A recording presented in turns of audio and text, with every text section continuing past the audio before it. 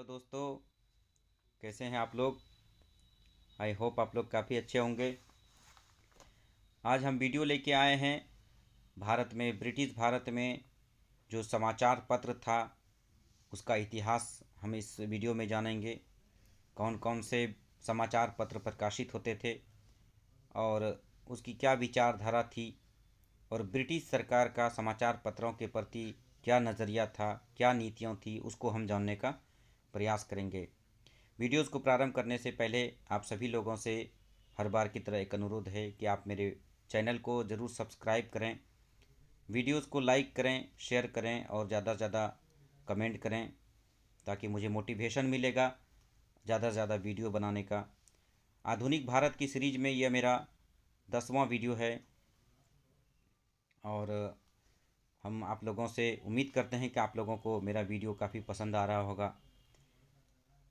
दावा तो नहीं, लेकिन मेरा ये कॉन्फिडेंस यही है, मेरा जो एक्सपीरियंस है कि जो मटेरियल मैं आप लोगों को प्रोवाइड कर रहा हूँ वो आपके लिए काफ़ी उपयोगी होंगे और चाहे किसी भी तरह का प्रकार का एग्ज़ाम हो, उसमें प्री या मेंस में इससे बाहर क्वेश्चंस नहीं रहेंगे। तो चलिए आज का वीडियोस हम प्रारंभ करते हैं। दोस्तों, इससे पहले हमने आपको पढ़ाया था कि ब्रिटिश सरकार के द्वारा जो यहाँ व्यवस्था लागू की गई थी उस व्यवस्था के विरुद्ध राष्ट्रीय आंदोलन छिड़ा था और उस राष्ट्रीय आंदोलन के उदय में समाचार पत्रों की एक महत्वपूर्ण भूमिका रही थी, क्योंकि इन्हीं समाचार पत्रों के माध्यम से जो स्वतंत्रता, समानता, राष्ट्रवाद की भावना का उद्गार हुआ था, उनका प्रचार प्रसार किया गया था। अपने लेखों के माध्यम से ये समाचार पत्र के लेखक जो ज़्यादातर बुद्धिजीवी वर्ग थे, चोटी के नेता थे, उनके द्वारा सरकार की नीतियों की आलोचना की जाती थी और सरकार से मांग की जाती थी कि वो संवैधानिक सुधार करें, भारत को और भारतीयों को ज़्यादा से ज़्यादा अधिकार दें, स्वतंत्रता प्रदान करें।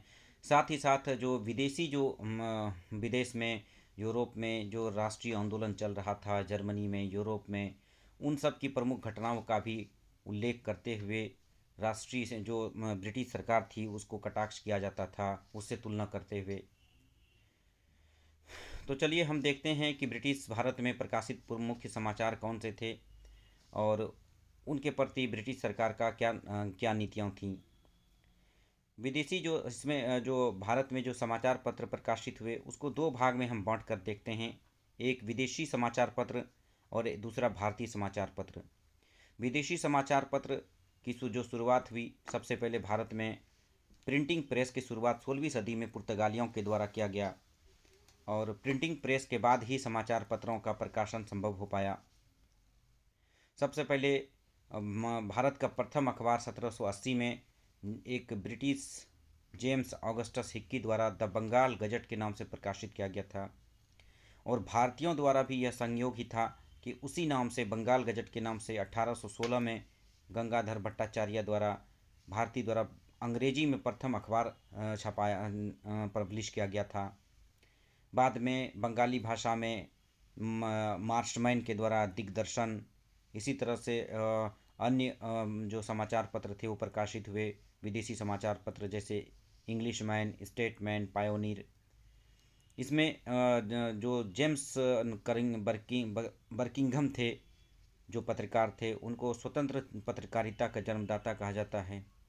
स्वतंत्र पत्रकारिता उस पत्रकारिता कहा जाता है जिसमें कि सरकार की आलोचना की जाती है और जनता की मांगों को ज़्यादा से ज़्यादा उठाया जाता है, जबकि सरकार समर्थक पत्रकारिता उसको कहा जाता है जिसमें सरकार का समर्थन किया जाता है, सरकार से सवाल ना करके आम जनता से सवाल किए जाते हैं। तो इस तरह की पत्रकारिता उस समय प्रचलित थी। बाद में भारतीय समाचार पत्रों का जो प्रभाव बढ़ा उसमें राजा राम मोहन राय का सबसे ऊपर नाम है। उसके द्वारा 1821-22 में दो समाचार पत्रों का प्रकाशन किया गया, एक संवाद कौमुदी के नाम से और दूसरा फारसी में मिरातुल अखबार के नाम से उनके द्वारा प्रकाशन किया गया और उनके द्वारा अपने जो सामाजिक, सांस्कृतिक, धार्मिक जो नीतियाँ थी, दृष्टिकोण थे, उनको इसमें अपने लेख के माध्यम से लोगों के बीच में प्रकाशित किया और उसका प्रचार किया। इसी तरह से ईश्वर चंद्र विद्यासागर द्वारा सोम प्रकाश पत्रकारिता का प्रारंभ किया गया बंगाली में।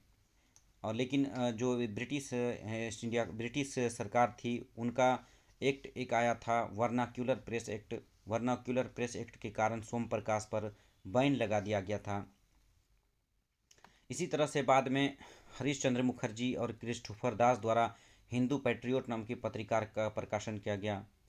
बाद में अमृत बाजार पत्रिका का प्रकाशन बंगला में मोतीलाल घोष के द्वारा निकाला गया ये पत्रिका। लेकिन जैसा कि मैंने कहा कि ब्रिटिश सरकार के समय में सबसे कठोरतम जो कानून बनाया गया था प्रेस के अगेंस्ट, समाचार पत्रों के अगेंस्ट, उसका नाम था वर्नाक्यूलर प्रेस एक्ट, जो लॉर्ड लीटन ने बनाया था। और इस एक्ट से बचने के लिए अमृत बाजार पत्रिका ने अपनी भाषा ही बंगला से बदल करके रातों रात अंग्रेजी कर लिया था। इसी तरह से बाल गंगाधर तिलक द्वारा आगरकर और केलकर के सहयोग से मराठा और केसरी का प्रकाशन किया गया था। मराठा इंग्लिश भाषा में निकाली गई थी, जबकि केसरी का प्रकाशन मराठी भाषा में होता था। इस पत्र के समाचार पत्र के माध्यम से बाल गंगाधर तिलक द्वारा अपनी जो राजनीतिक दृष्टिकोण थे, जो ब्रिटिश सरकार का विरोध था, उनके इसके समाचार पत्र के माध्यम से किया जाता था। इसी तरह से हिंदी का पहला समाचार पत्र उत्तर प्रदेश के कानपुर से निकाला गया जुगल किशोर द्वारा, जिसका नाम था उदंत मारदंड। यह पहला हिंदी का समाचार पत्र था। इसी तरह से जो गदर आंदोलन प्रारंभ हुआ, तो गदर आंदोलन के द्वारा गदर नाम की समाचार पत्र का प्रकाशन किया जाता था, जो कि अमेरिका के सैन फ्रांसिस्को से इसको निकाला गया था। और सबसे खूबसूरती ये थी कि गदर जो पत्रिका था उसको कई भारत के भाषाओं में प्रकाशित किया जाता था। जैसे इंग्लिश में किया ही जाता था, साथ ही साथ पंजाबी में किया जाता था, हिंदी में किया जाता था, गुजराती में किया जाता था, मराठी में किया जाता था और पश्तो में भी किया जाता था। इसी तरह से सुरेंद्रनाथ बनर्जी द्वारा अंग्रेजी में बंगाली समाचार पत्र निकाला गया। मदन मोहन मालवीय द्वारा हिंदुस्तान नाम का समाचार पत्र निकाला गया। एनी बेसेंट, जो कि बाद में कांग्रेस की अध्यक्षता भी की थी, उनके द्वारा कॉमनवेल्थ और न्यू इंडिया नाम की पत्रिका का उनके द्वारा प्रकाशन किया गया। इसी प्रकार से अंग्रेजी में यंग इंडिया का प्रकाशन और नवजीवन और हरिजन का प्रकाशन महात्मा गांधी जी के द्वारा किया गया। महात्मा गांधी जी के द्वारा जो हरिजन का प्रकाशन किया गया उसकी भाषा हिंदी थी और गुजराती थी। इसी तरह से मोतीलाल नेहरू द्वारा इंडिपेंडेंट पत्रिका का प्रकाशन किया गया। इसी तरह जवाहरलाल नेहरू द्वारा भी अंग्रेजी में नेशनल हेराल्ड पत्रिका का प्रकाशन किया गया। साथ ही साथ अबुल कलाम आज़ाद द्वारा उर्दू में अल हिलाल और अल बिलाग नाम के 2 समाचार पत्र का प्रकाशन किया गया। और पाकिस्तान के जनक मोहम्मद अली जिन्ना के द्वारा भी 2 पत्रिका का प्रकाशन किया जाता था, एक कामरेड, दूसरा हमदर्द। तो ये सारे समाचार पत्र थे जो कि ब्रिटिश भारत में भारतीयों के द्वारा प्रकाशित किया जाता था। और ये काफ़ी फैक्चुअल है, ये इन्फॉर्मेशन आपको याद रखना पड़ेगा, आपको बार बार सुनना पड़ेगा, वीडियोस आपको रिवाइज करना पड़ेगा, तभी आपको ये फैक्ट्स याद रहेंगे। इस पर कई बार प्रश्न पूछे जा चुके हैं और सारे फैक्ट्स पर अलग अलग एग्ज़ाम में पूछे ही जा चुके हैं, इसलिए आपको सबको याद रखना ही चाहिए। आप 2 से 3 बार इसको पढ़ेंगे, सुनेंगे, तो आपको स्वतः ये याद हो जाएगा। अब हम देखते हैं कि ब्रिटिश सरकार का समाचार पत्रों के प्रति क्या नीतियाँ थीं, इसको हम समझने का प्रयास करते हैं। क्योंकि ब्रिटिश सरकार की ज़्यादातर आलोचना ही की जाती थी समाचार पत्रों के माध्यम से, तो स्वाभाविक सी बात थी कि समाचार पत्रों के प्रति ब्रिटिश सरकार का नज़रिया काफ़ी विरोधी था और काफ़ी उसका शत्रुतापूर्ण नीतियाँ ही रही। इसमें सबसे पहला नाम आता है लॉर्ड वेलेस्ली का, जिसने समाचार पत्रों पर सरकारी नियंत्रण के लिए प्रेस कंट्रोल एक्ट 1799 में 1799 ईस्वी में लाया गया था, 1799 में। और बाद में इस कानून को और कठोर बनाया गया और लॉर्ड एडम्स के काल में जो एक्ट आया था वो था लाइसेंसिंग रेगुलेशन एक्ट 1823। इस एक्ट के द्वारा समाचार पत्र के जो मुद्रणालय थे, जो प्रेस थे, उसको लाइसेंस लेना पड़ता था समाचार पत्र छापने से पहले ब्रिटिश सरकार का।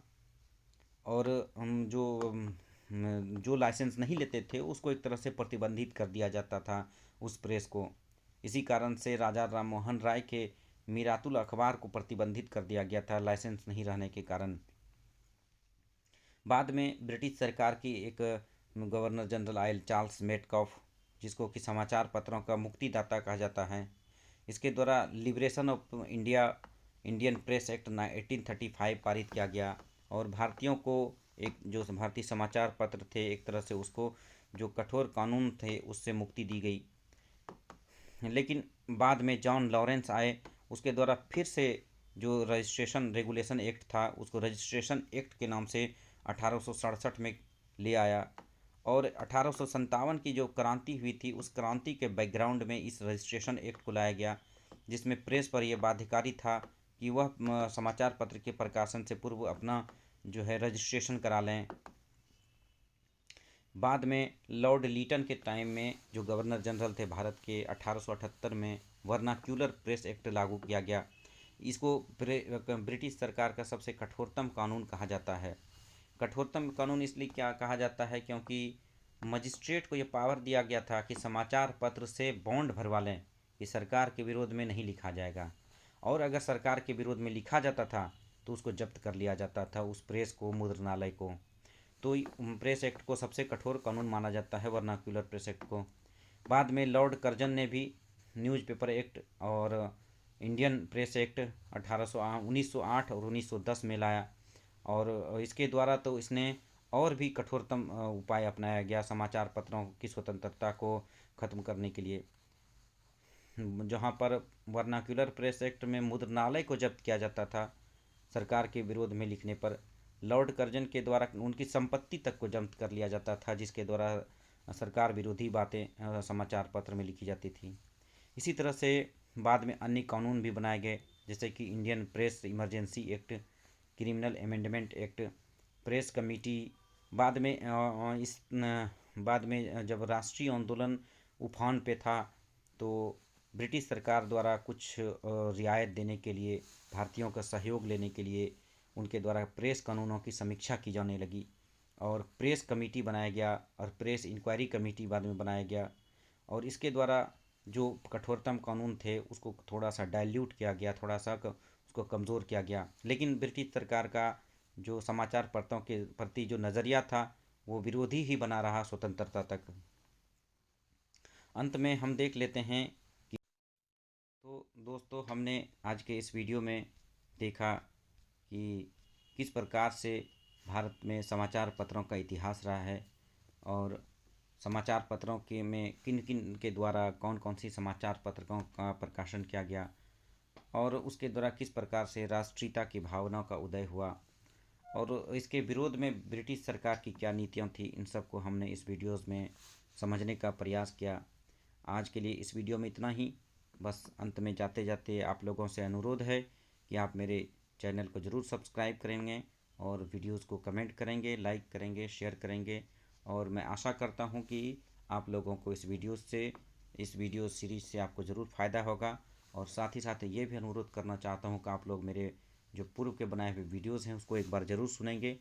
और आपको मैं दावा तो नहीं लेकिन पूरा विश्वास के साथ अपने एक्सपीरियंस से कह सकता हूँ कि आपके आधुनिक भारत से जुड़े हुए प्रश्न कभी भी इस वीडियो से बाहर नहीं जाएंगे, क्योंकि इस वीडियोज़ को बनाने से पहले हमने काफ़ी उस पर रिसर्च किया है, काफ़ी उसको सूचनाओं को, कॉन्सेप्ट को गैदर किया है। तो आई होप आप लोगों को पसंद आ रहा होगा वीडियो। इसी के साथ हम अपनी बात को ख़त्म करते हैं और फिर मिलते हैं अगले वीडियो में। Thank you so much.